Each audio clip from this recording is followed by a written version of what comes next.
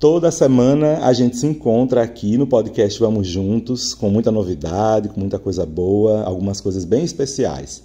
Essa semana é uma semana dessas, assim, especiais, porque está acontecendo o Congresso Eucarístico Nacional. No dia que a gente está gravando esse episódio, ele ainda está acontecendo o Congresso, né? E com certeza você que acompanha o nosso podcast já ouviu falar do Congresso Eucarístico Nacional. A gente já fez até uma entrevista com o Padre Antônio Gomes a respeito. E hoje a gente tem uma entrevista muito especial, você já deve ter lido aí pelo título do episódio, com o Dom Antônio Carlos, que está visitando aqui, está aqui na nossa paróquia e vai ser entrevistado de hoje. Então, se prepara aí na cadeira, relaxa bem que a conversa vai ser muito boa. Topa estar com a gente nesse caminho? Então, vamos juntos! Vamos juntos! Vamos juntos! Vamos juntos! Vamos juntos! Vamos juntos! Vamos Vamos juntos! juntos! Vamos juntos! Vamos juntos! Vamos juntos! Vamos juntos! Vamos juntos! Vamos juntos! Vamos juntos! Vamos juntos!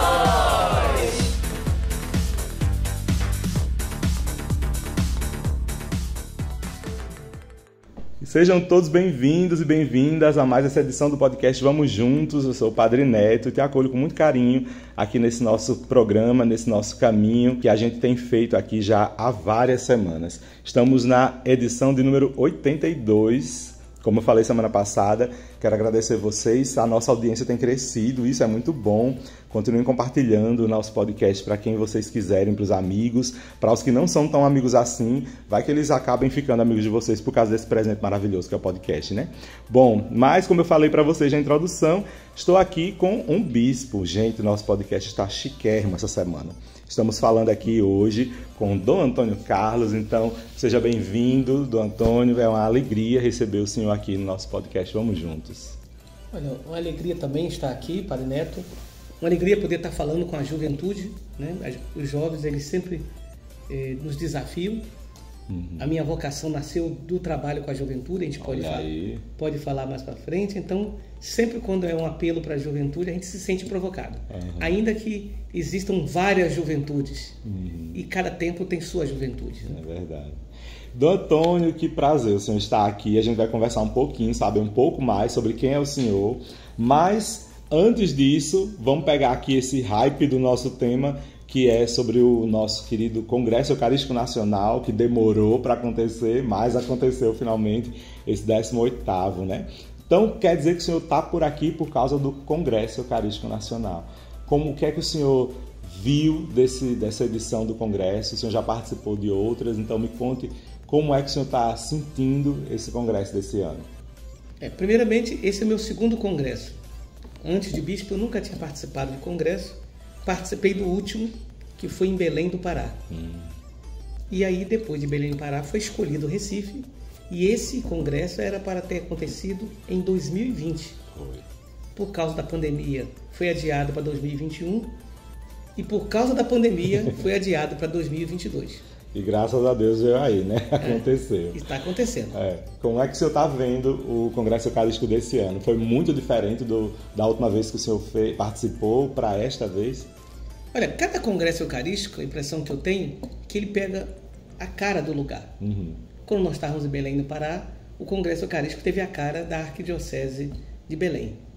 Esse tem a cara de Recife e de todo o regional Nordeste 2. O Nordeste 2 são esses quatro estados: Alagoas, Pernambuco, Paraíba e Rio Grande do Norte, somando 21 dioceses. Sim. Então, de fato, eu tenho um rosto nordestino, um rosto pernambucano,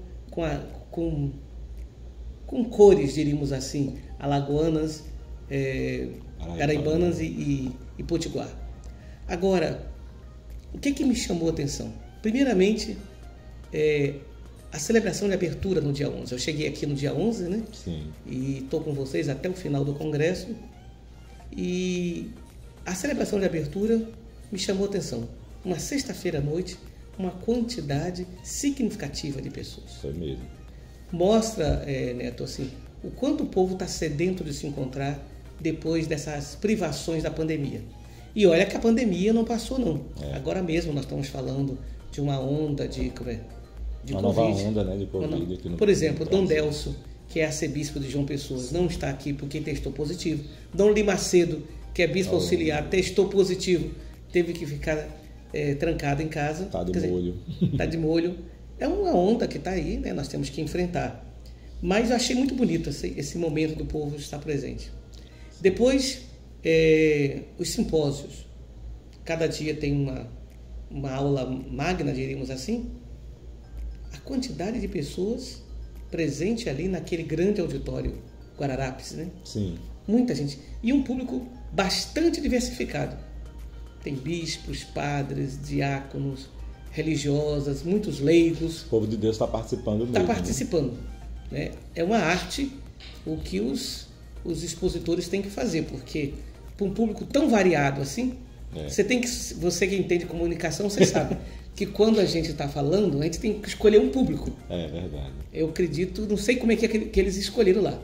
Eu trabalhei numa oficina e eu fiz uma escolha de um público e deu certo, porque o público que estava na minha oficina era o público que eu tinha escolhido quando eu fiz. Ah, que bom. Quando Quando escolheu o tema, né? Ali fez a opção. Né? É porque, na verdade, essa é a regra da comunicação, né? Você escolhe um público e para aquele público você vai falar. É verdade. E aí até eu já posso ir provocando. Esse é um dos problemas que nós temos, às vezes, na missa. Uhum. Porque na missa a gente tem um público tão diversificado. Muita gente diferente, né? Aí como é que você fala para a criança? Você fala para jovens e você fala para os idosos numa mesma celebração. Né? E sempre sobre um tema muito profundo, né? Porque a gente está falando do mistério da nossa fé, né? E sobre vários aspectos ali. Então é realmente. Porque o conteúdo é o mesmo, mas a linguagem é diferente. Eu lembro, Neto, quando eu morei no sul de Minas, em Itajubá. Sim. Itajubá é onde está sepultado o Padre Léo. Sim. Eu cheguei lá em Itajubá uma semana depois do sepultamento de Padre Léo. E eu acompanhava uma comunidade onde a família de Padre Léo participava. Mas quando eu cheguei lá, uma das comunidades que eu acompanhava tinha uma catequese muito grande. Pessoas de todos os cantos da paróquia escolhiam fazer a catequese lá. Sim. Então começava às 7h30 da manhã e às 9 horas nós servíamos um café para as crianças e 9h30 era a missa. Então era uma missa que tinha mais de 200, 300 crianças. Então naquela missa nós fazíamos uma opção. Vamos falar para as crianças. Os adultos que estão aqui estão por causa das crianças. Então era uma escolha.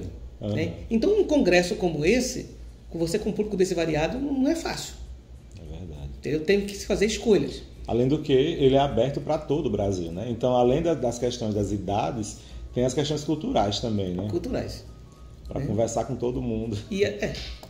Mas mas foi um desafio. Mas eu acho que, por outro lado, Neto, expressa o próprio espírito da Eucaristia, que é comunhão.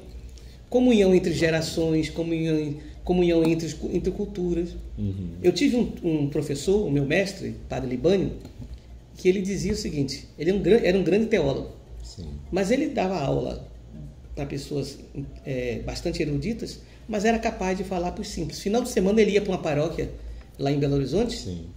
E ele dizia que a missa que ele mais gostava de celebrar é a missa com as crianças. E ele dizia: se a teologia que eu ensino servir para as crianças, é que ela é válida. Então, porque senão você fica um teologuês, uma linguagem, né? Tão alta, né, que o povo não acessa, não comunica, né? Aí atrapalha.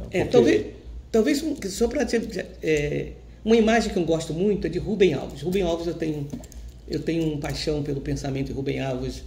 A minha geração foi marcada por alguns autores. Um deles foi Rubem Alves. Uhum. E Rubem Alves tem um texto muito bonito falando sobre teologia e filosofia. Ele diz, olha, teologia é o discurso sobre Deus e filosofia é o discurso sobre o homem. Mas ficou uma linguagem tão fechada, que muitas vezes o teólogo, ele faz o discurso sobre Deus e já não tem mais fé. E a pessoa que tem fé não consegue entender o discurso do teólogo. Nossa, sim. Aí dá tudo errado. Entendeu? Então, e ele usava então uma imagem muito bonita de que... Lembra aquelas casas antigas, como no Nordeste? Eu lembro a casa da minha família em Alagoas. A casa da minha família é do início do século XX. Como é que eram aquelas casas antigamente? Era uma casa que tinha uma sala de visita na frente, um corredor muito comprido, cheio de quartos, porque as famílias eram grandes. Sim, A sala da minha avó é assim. Então, vê só, como é que eu estou adivinhando como é a casa da sua avó. Depois tinha a sala de jantar, né? A cozinha, E banheiro não tinha, era lá fora. Banheiro foi acrescentado depois. Na casa da minha avó, assim, o banheiro fica, nota-se que ele fica atrás do resto da estrutura da casa. Ele é colocado então, depois. Ele foi construído depois. Então ele dizia o seguinte, qual era a função da sala de visita? A sala de visita era receber sem deixar entrar. Então era quando era formal, a visita formal, você recebia ali, falava das coisas tudo arrumadinho. Criança não entrar naquela sala, porque criança é bicho danado, né? Era. O que acontece? Não podia dar no meio da conversa. Não, e sabe por quê? Porque às vezes as conversas arrumadas tem muito de mentira, entendeu? Mas se tem uma criança por perto, a criança diz, não é assim não. É verdade. É verdade. Eu já levei uns puxões de orelha, porque eu desmenti meu pai. Pois é. Rubem Alves contava isso. Então o que ele dizia? Agora, quando você recebia uma figura íntima, onde é que você levava? Para a cozinha, Para né? a cozinha. É. Entendeu? Aí ele dizia assim, Rubem Alves ele era teólogo protestante, psicanalista, pedagogo, então transitava entre várias linguagens. Aí ele dizia, para ir para a cozinha, você tinha que passar pelo corredor, passar pela porta dos quartos. Aí como um bom psicanalista ele dizia, correndo o risco de ouvir gemidos inefáveis. É um psicanalista, né? Uhum. E ele dizia, então era em torno do fogão Sim. que você conversava com as pessoas íntimas. Então ele dizia, moral da história de Rubem Alves, teologia é conversa de cozinha, não é de sala de visita. É de falar das nossas intimidades com Deus. Então eu acredito que um congresso que quer ser eucarístico tem que ser alguma coisa de cozinha, uma conversa em torno do fogão. Senão fica um congresso com cara de sala de visita. Tudo muito educado. Mas não tem criança, não tem cachorro, não tem nada. Não tem graça. E não tem Deus. Aí realmente, se não tiver Deus, não tem como, né? O senhor estava falando aí da importância do Congresso para ser eucarístico, né? Aqui no Brasil, a gente já está na edição de número 18 do Congresso Eucarístico, né? O senhor acha, hoje, qual que é a importância de haver um evento como esse, o Congresso Eucarístico para a igreja, assim? Qual a importância dele para o povo de Deus que caminha, o pessoal da igreja? Um congresso eucarístico, ele é sempre uma oportunidade de nos levar a refletir sobre a importância da Eucaristia. Porque a gente pode colocar no piloto automático e a gente vai comungando. Sim. Ou melhor, a gente vai abrindo a boca e nem vai percebendo se está comungando ou não. Quantas vezes a gente recebe a hóstia e não está em comunhão com Jesus? Né? Jesus manda perdoar e a gente está se vingando. Jesus manda partilhar e a gente está acumulando. Jesus manda amar e a gente está odiando. Jesus manda dar a vida e a gente está matando. Então a gente está engolindo hóstia. É como diz aquela música do Padre Joãozinho, né? Às vezes no meu peito bate um coração de pedra, né? Então um congresso eucarístico, ele nos faz refletir sobre o que é Eucaristia. E a Eucaristia é tão complexo que um discurso não esgota. Por exemplo, o viés que esse congresso eucarístico aqui pegou, qual foi? Pão em todas as mesas. Ou seja, é o compromisso social que transborda da Eucaristia. Só comunga nesta ceia quem comunga na vida do irmão. Bonito isso. E de fato é importante, né? Nos tempos que vivemos, nas redes sociais, o senhor também está nelas, né? Já ouviu muito que diz que a palavra do ano passado, 2021, que mais se colocou na internet foi gratidão, né? E a outra só perdeu para atrás dela ficou empatia. Então são palavras que têm um sentido e carregam coisas bonitas para os nossos tempos, mas que infelizmente não são bem vividas, principalmente atualmente, né? E talvez um tema como esse, acredito que com certeza um tema como esse, pão em todas as mesas, nos vai fazer lembrar da importância, como o senhor mesmo falou, que a Eucaristia tem, não somente no sentido íntimo, pessoal, mas principalmente no contexto que a gente vive, né? Afinal de contas, Cristo está com a gente todos os dias, em todos os momentos da nossa vida, não somente lá dentro da missa, né?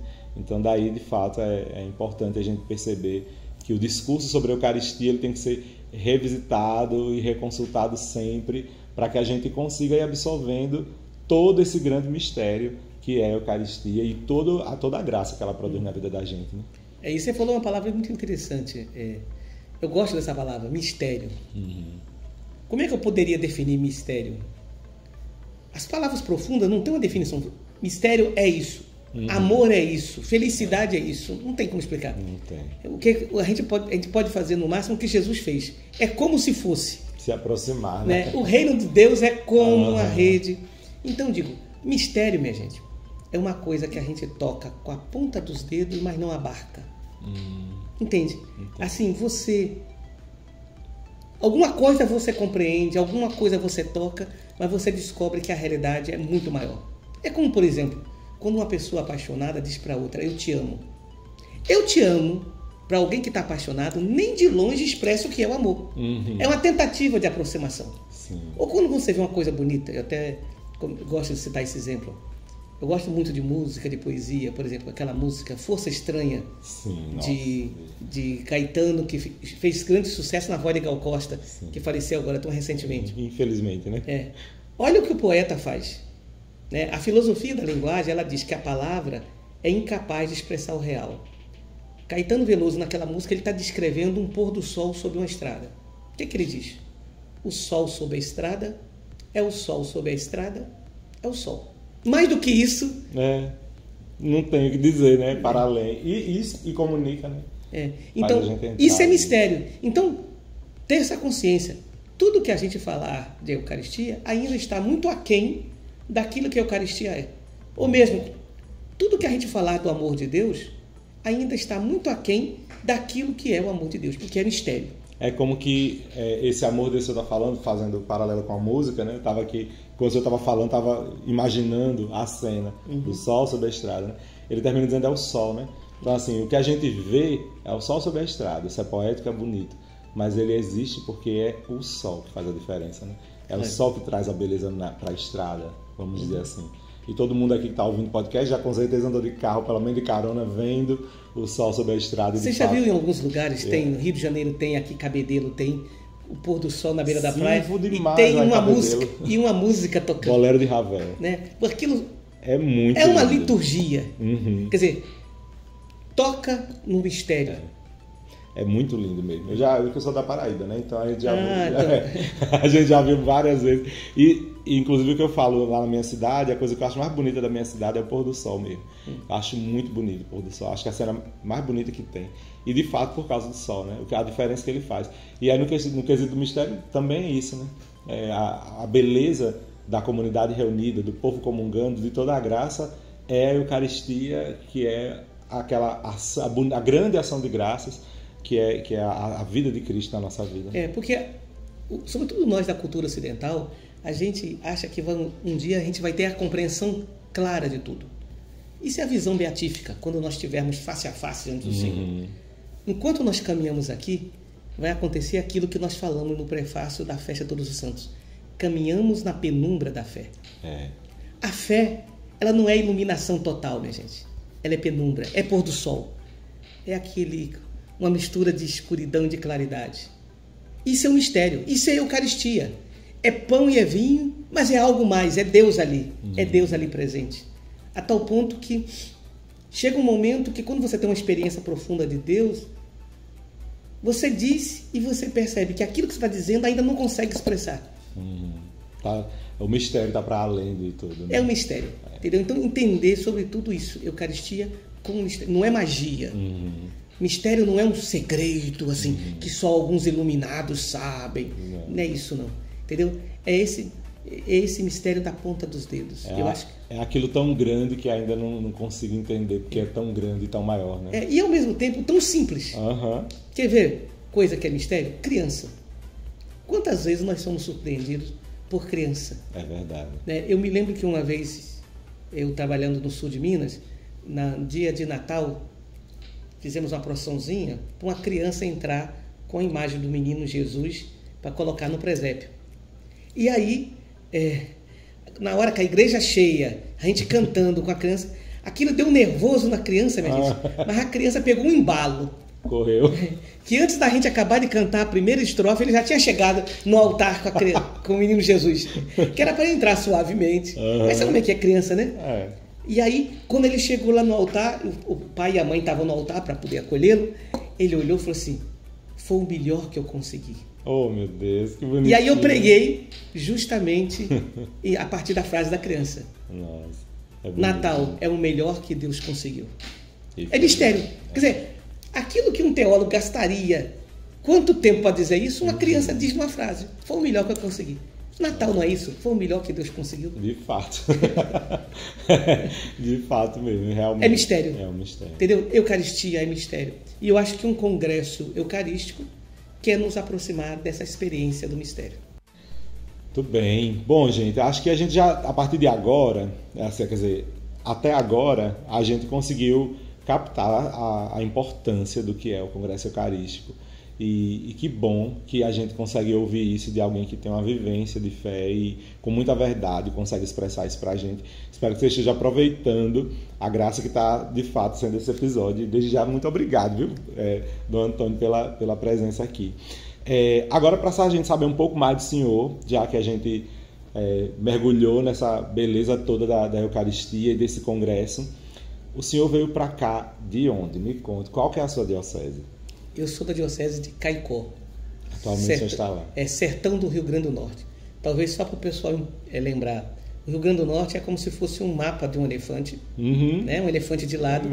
A diocese de Caicó é a pata do elefante, aquele pedaço do Rio Grande do Norte que a gente tem a impressão que está entrando na Paraíba. Aquilo é a diocese. É o sertão do Seridó. Então eu estou ali desde maio de 2014. Tem um tempinho. Em 2014 eu estava em Natal, estava morando em Natal, como assistente.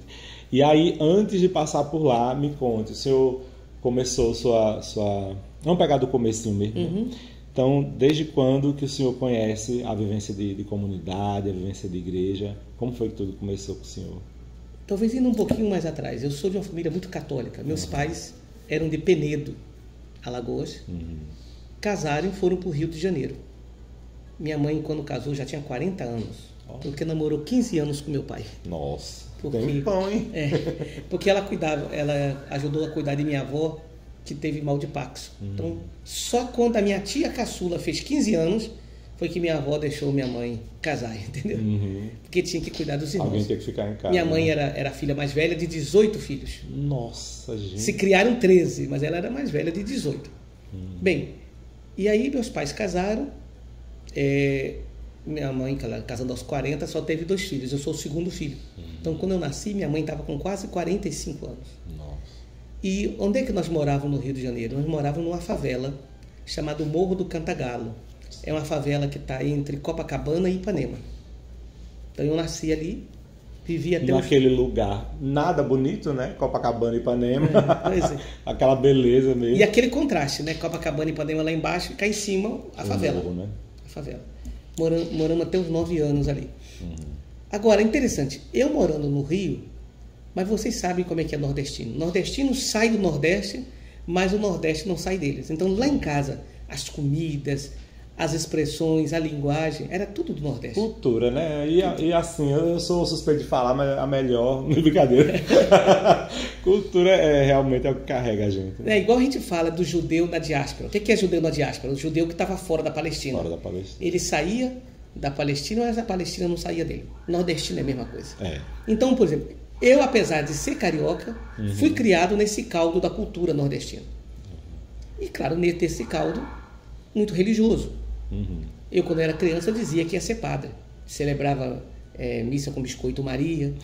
Uma vez quase toquei fogo no barraco, porque fiz um altarzinho num banquinho lá e com os santos, deixei uma vela, dormi, a vela pegou fogo no banco, pegou na cortina e barraco de madeira poderia ter revirado. Virava cinza do seu Deus, misericórdia. Pois é.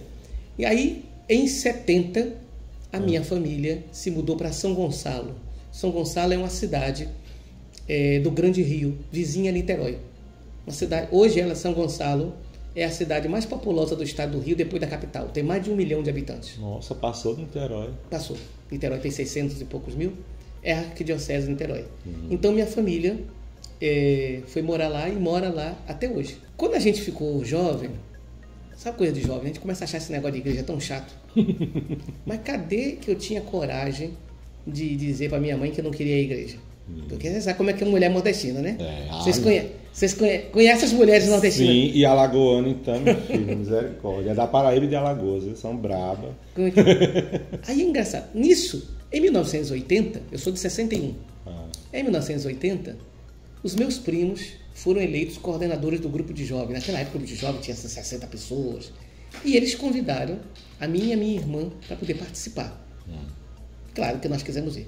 E você sabe para que aquele jovem vai para grupo de jovens, sabe, né? Tem, assim, no meu grupo vinha de todo tipo, todo tipo de objetivo, mas tem uns que vão Mas namorar. o objetivo primeiro é namorar, diz que não.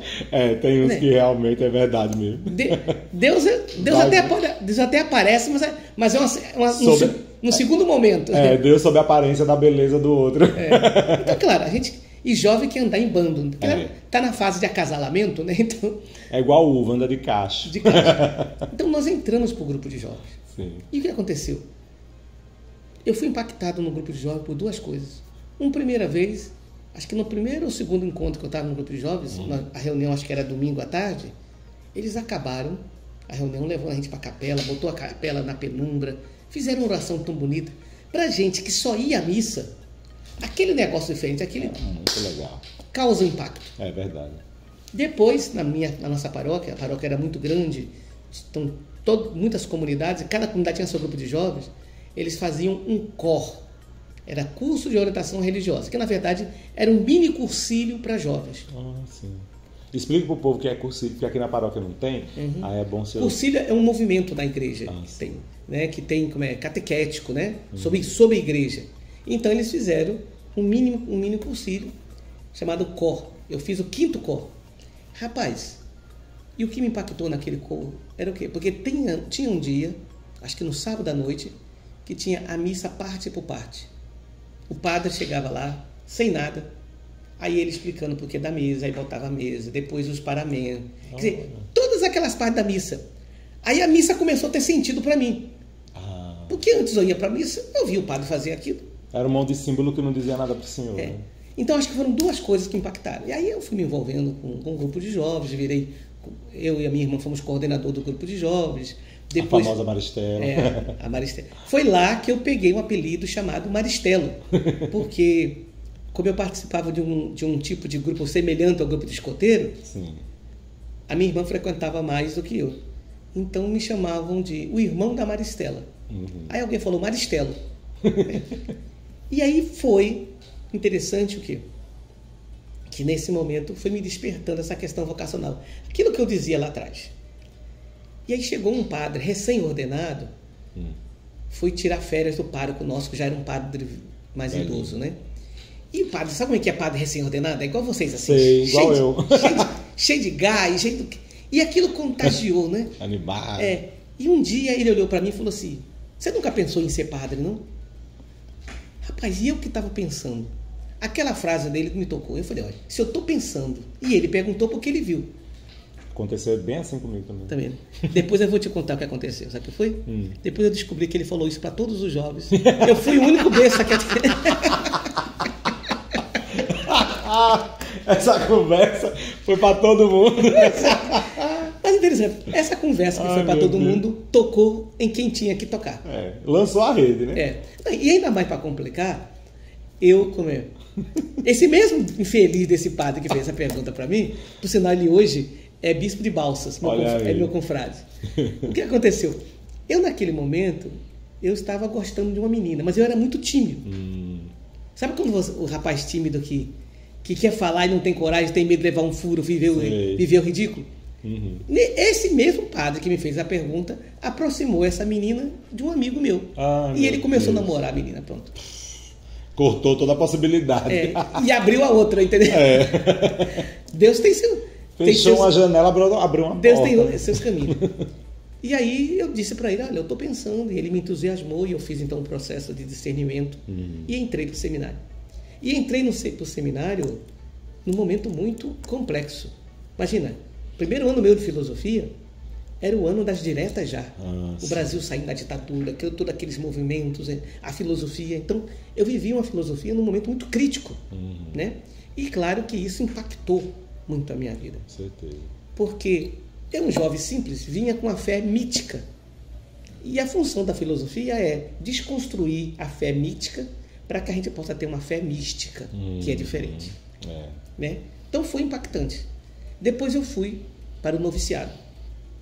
Aí, claro. Ah, mas peraí, o noviciado então quer dizer que o senhor é religioso mesmo, né? Sou, Me conte aí, o senhor entrou em uma congregação religiosa que se chama Missionários do Sagrado Coração. Olha aí. É uma congregação de origem francesa. Aqui no Nordeste, nós estamos no Ceará, Sim. no Maranhão, né? Temos mais casas em São Paulo, Rio, Paraná, né? Que bacana. E fora do Brasil. Estamos em mais de 50 países. É uma congregação missionária. E aí, na minha congregação, primeiro nós fazemos a filosofia, depois o noviciado. Diferente de vocês fazem o noviciado antes. É o contrário. Porque é uma escolha, né? Cada congregação tem uma escolha. São caminhos que pode fazer. Né? Rapaz, no noviciado, primeiro semestre foi difícil, porque a gente sai da filosofia, todo muito racional, aquele negócio, e aquele discurso espiritual do noviciado, a gente tem dificuldade de entrar. Entendi. Por causa da filosofia. Mas na minha congregação, nós temos uma experiência de, dentro do noviciado, fazer os exercícios espirituais de Santo Inácio de 30 dias. Ah, sim. E para mim isso foi um impacto. Quem pregou foi Dom Fernando Panico, Sim. que hoje é bispo emérito do Crato. Do Crato. Ele é da minha congregação, na época ele não era bispo, ele que pregou. Rapaz, eu confesso a você que no início eu era resistente, mas Deus também é insistente, né? Ah, quem mais é? Uma hora a gente se rendeu diante de Deus Está à porta e bate. e os exercícios espirituais marcaram a nossa vida. Meu retiro de noviciado foi meio que também naciano, assim, para fazer os votos, né? Foi uma semana... É o de 8 dias, né? De quase silêncio total, gente. O nosso... A gente não conseguiu total porque é salesiano, né? Então a gente o tempo todo fervendo, né? Mas a gente tentou, mas foi difícil, mas foi muito bom. E foi muito interessante porque o Dom Panico, ele deu pra gente num texto, quando estava nos aproximando da eleição, que é o ponto alto dos exercícios espirituais, um texto do padre Libânio. E Libânio, ele falava da experiência que dá fundamento à nossa vida. Ele dizia, não importa se você começou a partir da luta, se você começou a partir da sacristia, não importa. Mas para ser experiência cristã, mais cedo ou mais tarde, você tem que chegar aonde chegou Teresa d'Ávila. E onde é que Teresa d'Ávila chega? Dizendo, só Deus basta. Aquilo impactou tanto a minha vida que eu saí dali dizendo, ou eu chego perto disso Teresa, ou eu não dou conta desse caminho. E eu sinto que ali deu uma virada na minha vida. Aí fui fazer teologia, com uma crise enorme, porque tudo isso mexe muito com a gente. Aí fui fazer terapia. Eu fiz, hoje o que você conhece a DI, né? Sim. Abordagem direta do inconsciente, Já ouvi falar. que é feito lá em Belo Horizonte. Eu fiz quando estava sendo fundado, Olha. 88. Era ainda na época da fundadora, Estava Renata. nascendo. Eu nasci em dezembro de 87. Pois é. Eu fiz em 88. Rapaz, e aí foi uma experiência muito bonita, porque eu percebi algumas feridas que eu tinha na minha vida que me impediam de fazer a experiência de Deus. De dar esse passo mais profundo. Né? Entende? Porque às vezes as feridas na nossa vida, elas geram vozes. Vozes muitas vezes negativas. E essas vozes Bloqueia, né? ou bloqueiam, ou se confunde com a voz de Deus. Nossa, total. Entendeu? Ou ainda dizem pra gente, você não vai dar conta. Então eu senti que na medida que eu fui fazendo aquela terapia, eu fui me fortalecendo mais para poder ser mais livre, para poder dar uma resposta ao Senhor. Porque eu até falo às vezes na missa de experiência que com a minha vida também assim eu vivo. Eu fui aprendendo que você não pode amar sem estar livre, né? Você precisa estar o máximo possível livre para poder amar de verdade. E para estar na missão com Jesus, se não amar, é difícil. Não faz a missão mesmo. Não né? faz. E aquela afirmação clássica da teologia, a graça supõe a natureza. Ou seja, a graça quer vir, mas se a natureza está comprometida, a natureza não dá conta de responder. Por exemplo, vou dar um exemplo. Deus não vai dar vocação de jogador de futebol a uma pessoa que nasceu sem perna. A graça supõe a natureza. É verdade. Entendeu? Então, muitas vezes, nós precisamos trabalhar a natureza ferida para que a gente possa estar mais livre, né? Para aquilo que Santo Inácio vai chamar de indiferença. O que é indiferença para Inácio? É um grau de liberdade interior tão grande que a gente só quer fazer a vontade de Deus. Independente da forma como seja. Né? Que diz, olha, Senhor, o que você quiser, eis-me aqui. Profundo. Então, eu sinto que essa experiência ali do noviciado me marcou. E a partir dali eu fui. Aí fiz uma experiência bonita, sempre trabalhei com juventude, porque quando eu entrei para ser padre, eu dizia assim, eu quero ser um padre para os jovens. E isso me conduziu. Ó, Né? que Aí, pena que não conheceu a gente. pois é, eu conheci depois. Depois, né? Depois. Inclusive, Padre Antônio, revelando aqui um segredo, os jovens devem conhecer Padre Antônio, né? Sim, demais, nosso pároco. Pois é, pois eu conheci Padre Antônio quando ele era estudante de filosofia e eu ainda era estudante de teologia. Opa, aí, ó.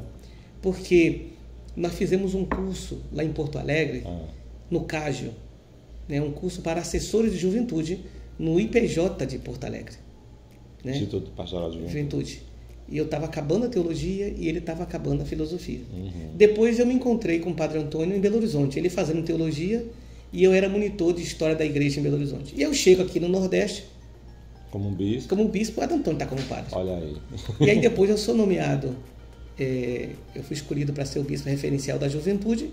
E um dos nomes que me indicam para ser padre referencial, adivinha quem é? Antônio Gomes. Pronto. Então aí já ficou, né? Pois é. Então eu conheço o Padre Antônio desde essa época, desde 91. Né? É uma história. Verdade. Então é uma experiência bonita. Então, ao longo do. Falando de por onde eu passei, Sim. eu fui ordenado em dezembro de 92. Aí fui 2 anos, fui vigário na Cidade de Deus. Cidade de Deus é aquela Cidade de Deus famosa do Sim, filme, do filme. uma periferia do Rio. Foi uma experiência muito bonita. Porque na minha província nós temos característica de trabalhar em periferia de grandes cidades. E para mim foi um grande batismo lá.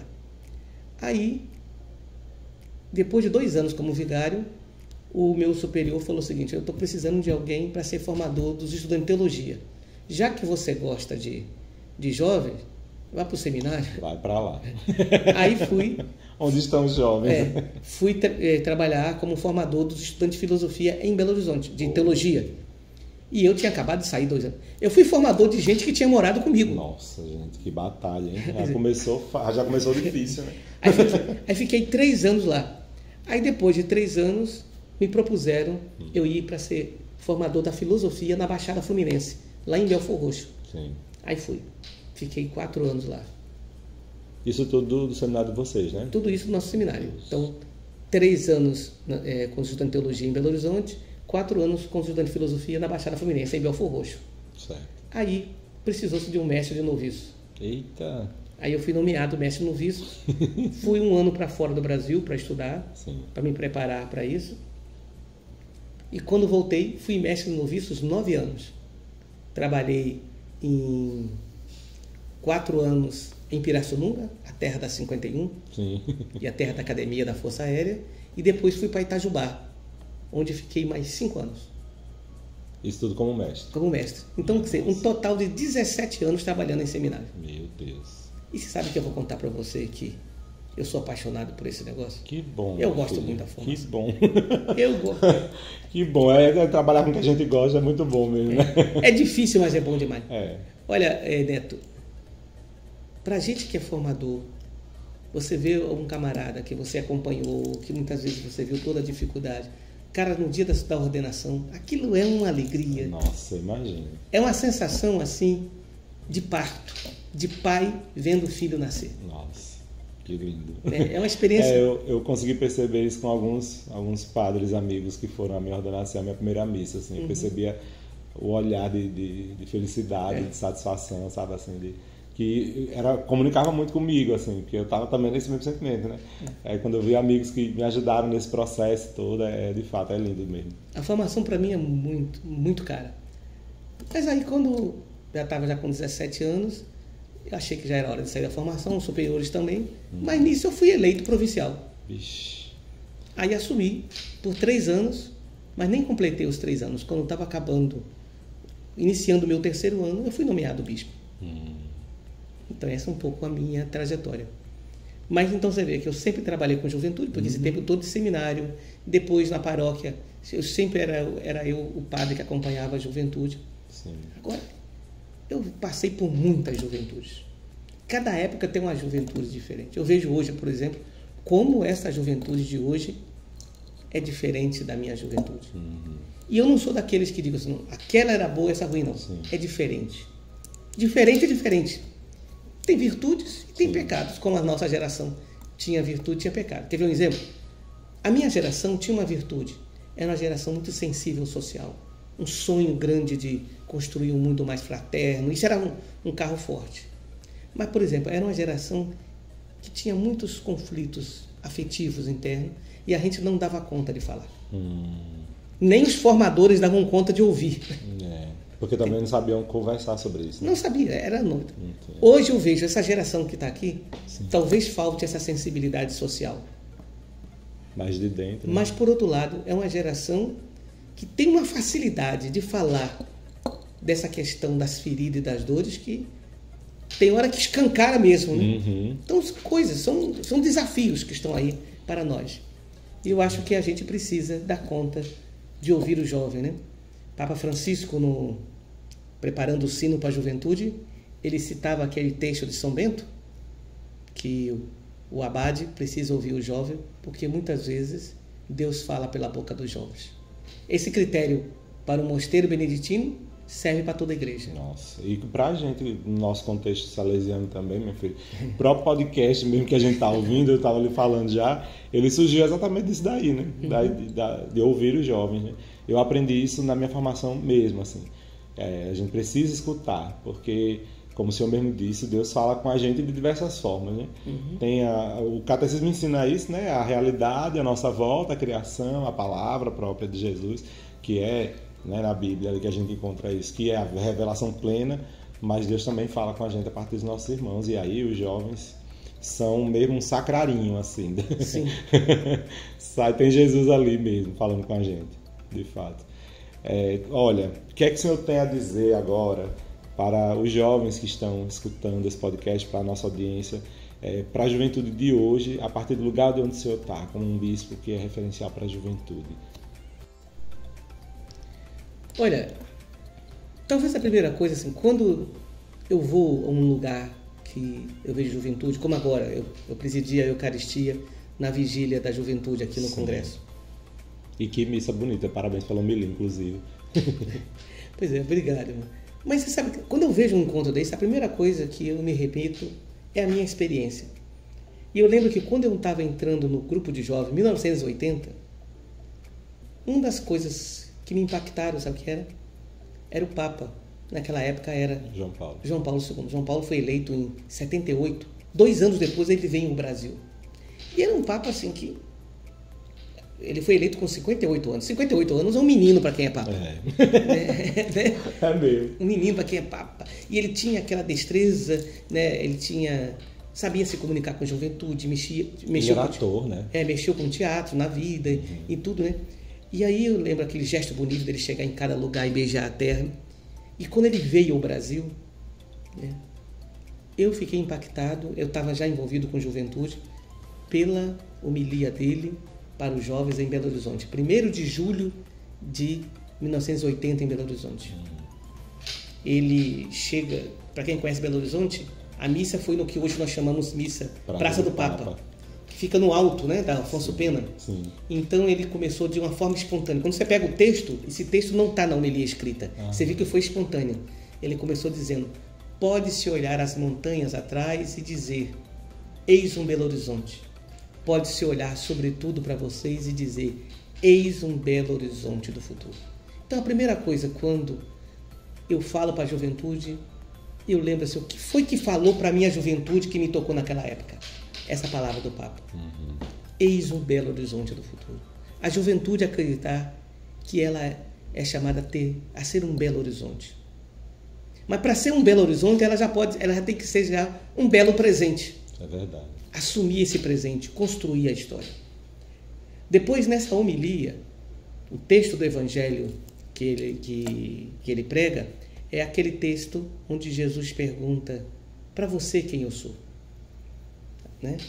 E disseram que você é um profeta que ressuscitou, não sei o que, não sei o que. Até que Jesus faz aquela pergunta: queima-roupa. E para você quem eu sou? E Pedro faz aquela bonita profissão de fé: tu és o Messias, o Filho do Deus vivo. E diz o Papa: a vida de um jovem depende da resposta que ele dá a esta pergunta. Nossa. Para você quem eu sou? Quem é Jesus para nós? a pergunta do Congresso: o que é Eucaristia para nós? O que significa?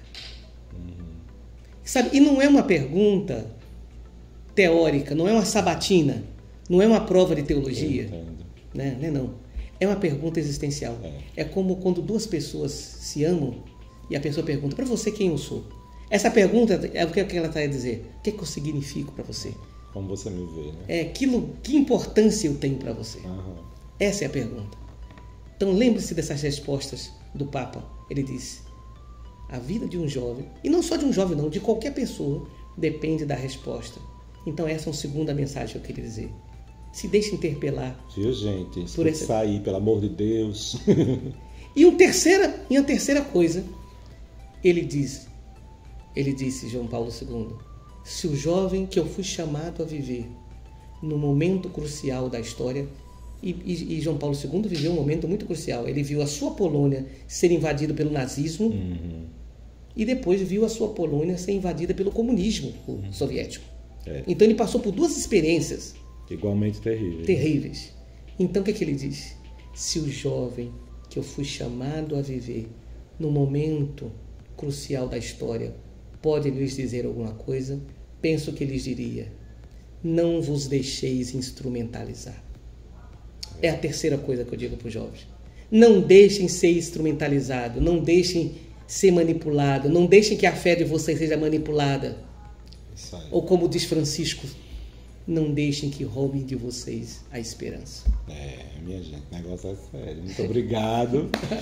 Nossa, gente, eu espero que você também esteja com vontade de aplaudir como eu estou aqui para essas palavras suas, porque vocês não estão vendo, né? Mas eu estou aqui olhando assim, né?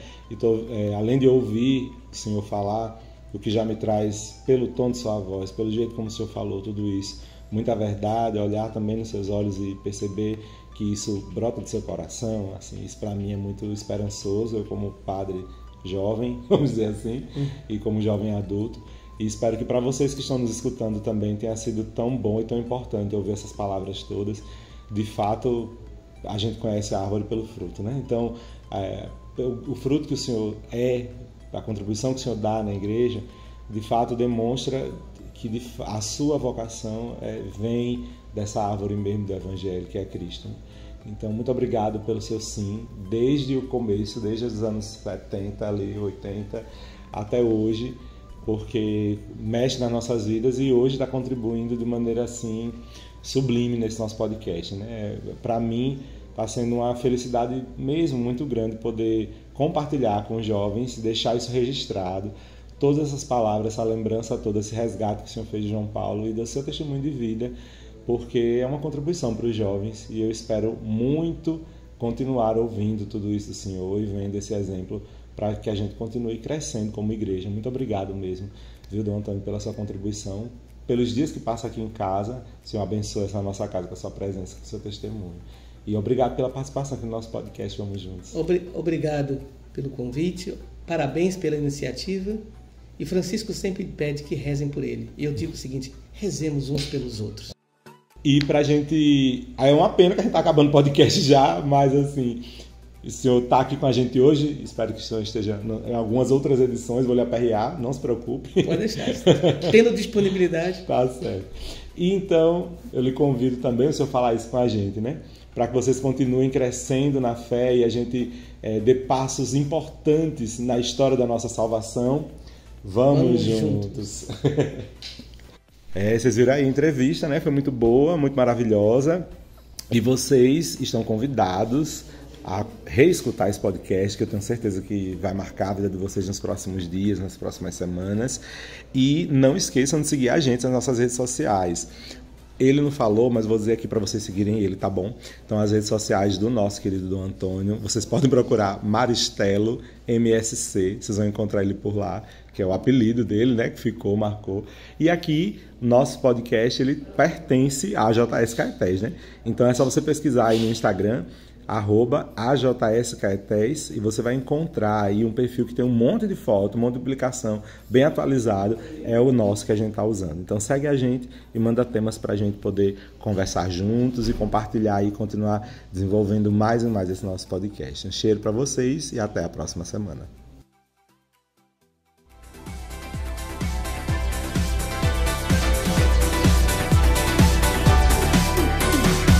Esse podcast é uma iniciativa da AJS Caetés e Inspetoria Salesiana São Luís Gonzaga.